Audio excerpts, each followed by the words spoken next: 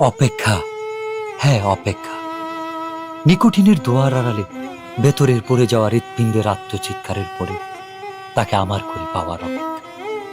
কিন্তু না, সে আর ফিরে আসেনি।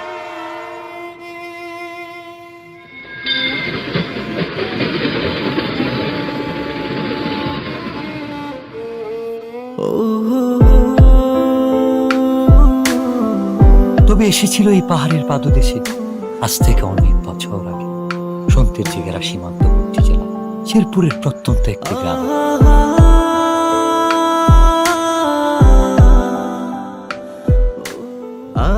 কে এই অতিথি, কে এই কিশোরী, কে এই মায়াবিনী?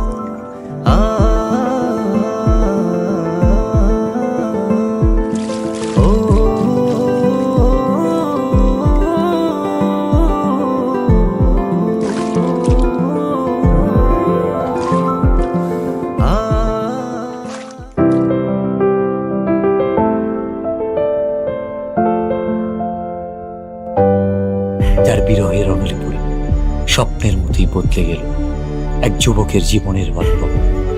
হ্যাঁ, স্বপ্নের মতোই বদলে গেল।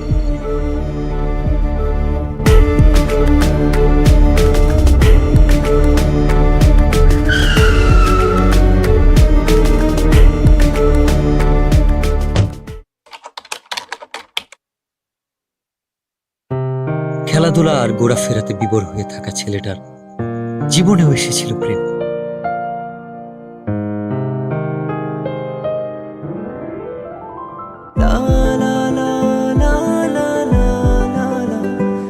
চোখের ভাষায় কেউ যেন বলছে, আমি এসেছি তোমার হয়ে, আমাকে তোমার করে নাও।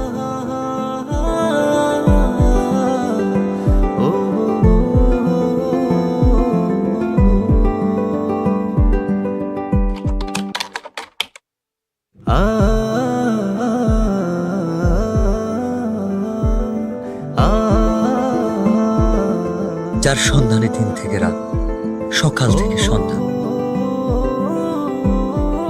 কেবল এক পলক দেখার ইচ্ছা। সে এক লজ্জা।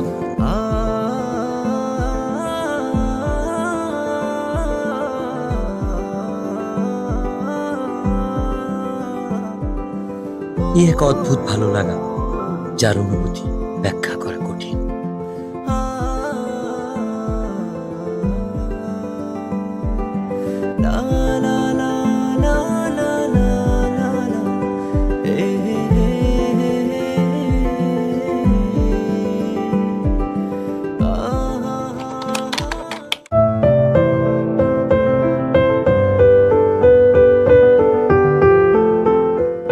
বারবার ফিরে আসি অদ্ভুত একটা টান।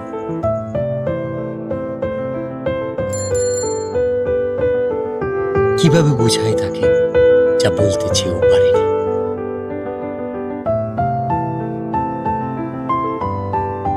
আপু, ওই ছেলেটা কে? ও ও তো আমাদের এলাকার বিল্লাল ভাই। উনি কি প্রতিদিনই এদিকে আসে? না, ভাইয়া তো এদিকে আসে না। ও আচ্ছা।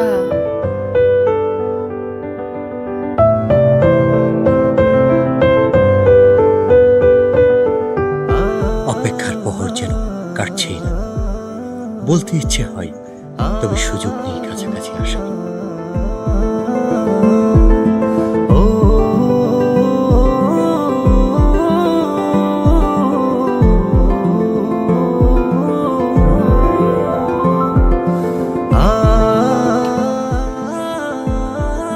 না বলা সব কথা লিখে এনেছি তাই রঙিন চিঠিতে।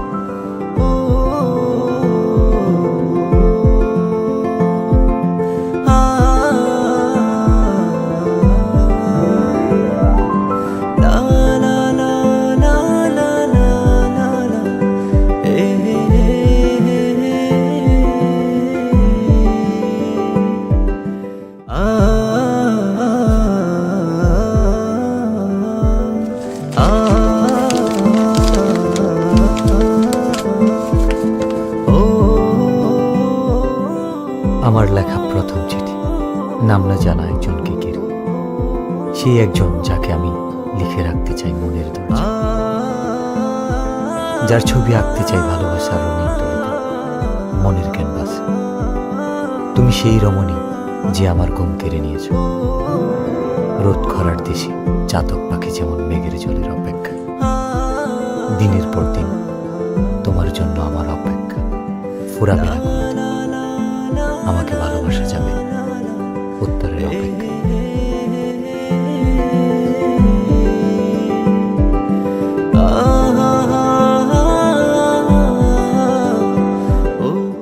ভর দুপুরে অপেক্ষা, কৌতূহল, উৎকণ্ঠা, অস্থিরতা, মনের দরজায় কেউ বুঝি কড়া নেড়েছে।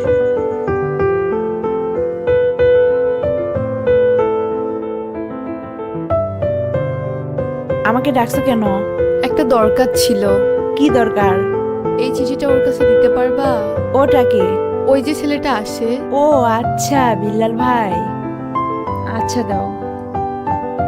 বিল্লাল ভাইয়ের কাছে তো পৌঁছে দিতে পারবো না, কিন্তু ভাইয়ের সাথে যে ছেলেটা থাকে নুসান, ওর কাছে পৌঁছে দিতে পারবো। আচ্ছা, যেভাবেই হোক চিঠিটা পৌঁছে দিও। আচ্ছা। আচ্ছা ঠিক আছে। ভাই, ইদানিং খেলতে যাও না, ব্যাপারটা কি? আমার খেলতে ভালো লাগে না। তোমার খেলতে ভালো লাগে না? ভালো লাগে না। বুঝছি, কি বুঝছস? কিছু একটা চলে। আরে না, এমনি খেলাধুলা ভালো লাগে না। ভাই কেমন আছো? ভালো আছি। এই নুসান, এদিকে আয় তো। কি হয়েছে, এত চিল্লাইতেছস কেন? দেখোস না ভাই আছে। এই চিঠিটা ভাইয়াকে দিবি। কে দিছে? তোর জানার দরকার নাই, ভাইয়াকে দিলে ভাইয়া বুঝতে পারে। আচ্ছা তুই দাঁড়া, আমি ভাইকে বলতেছি। আচ্ছা। ভাই, মিলি দিছে।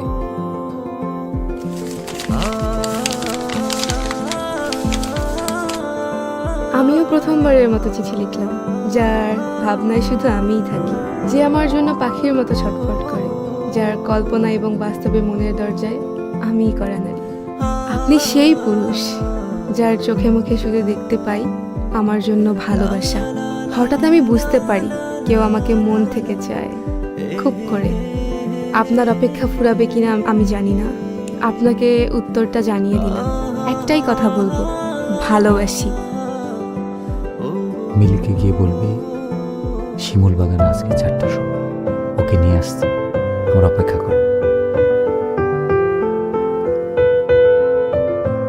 ভাই বলছে বিকাল 4টার সময় ওরে নিয়ে শিমুল বাগানে আসতে। ওরে নিয়ে আসবি কিন্তু। আচ্ছা ঠিক আছে, আমি ওকে নিয়ে আসবো। মনে থাকে যেন।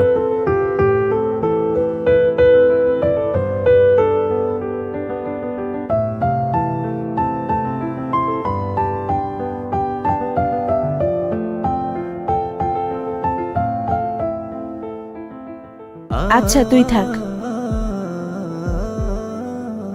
আমাকে ডেকেছো কেন? তোমাকে দেখার জন্য। অনেকক্ষণ ধরেই তো দেখছো, আর কতক্ষণ? দেখলে কি প্রবলেম? শুধু কি দেখবা নাকি আর কিছু বলবা? I love you.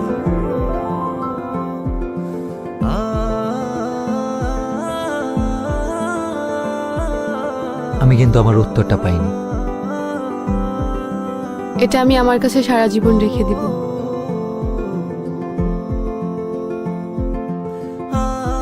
প্রেম বুঝি এতটাই রঙিন লাগে?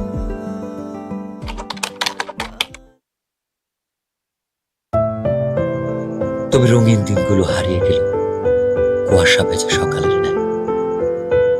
কে জানতো এই দেখাটাই হবে শেষ দেখা।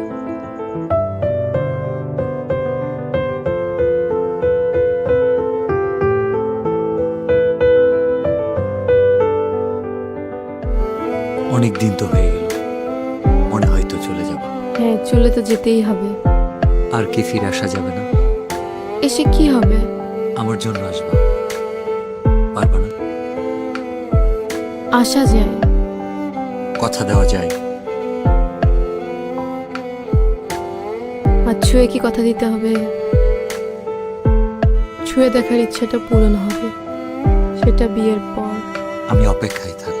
হঠাৎ কাল বৈশাখী ঝড় এসে এলোমেলো করে দিল সবকিছু। এমনটা না হলেও পারত।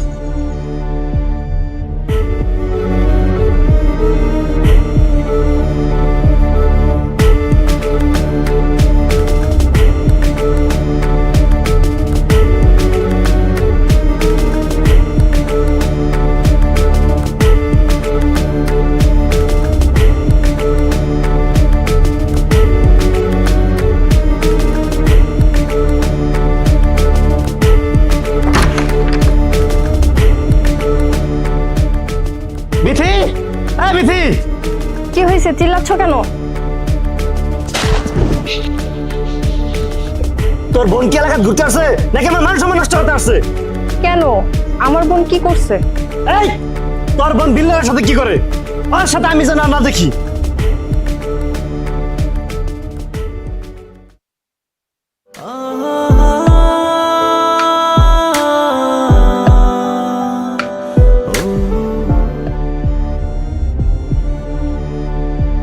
আচ্ছা তাহলে তুমি থাকো, আমি যাই। প্লিজ চলো না, আমার অনেক ভয় লাগতেছে। আমারও অনেক ভয় লাগতেছে। চলো না।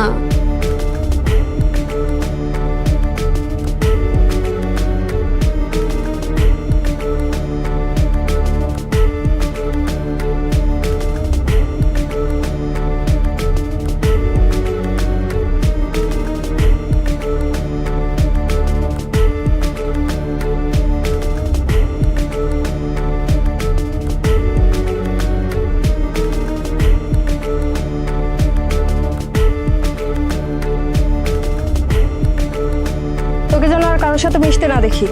আর কালকে সকালেই তুই চলে যাবি।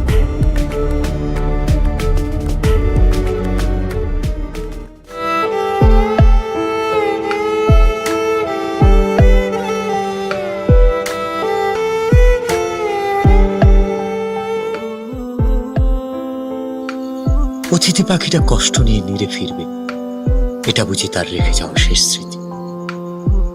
চোখের জলে লেখা যে চিঠি, সেটা শুধু একটা কাগজ নয়, হৃদয় গহীনে জমানো কথার উন্মোচন।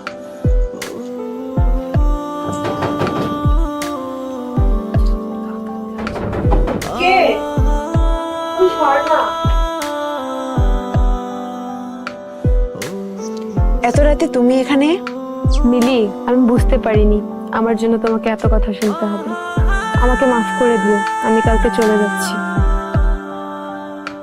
আর পারলে তোমার ভাইয়াকে এই চিঠিটা আর আমার এই শেষ স্মৃতি দুইটা পারলে তোমার ভাইয়াকে দিয়ে দিও।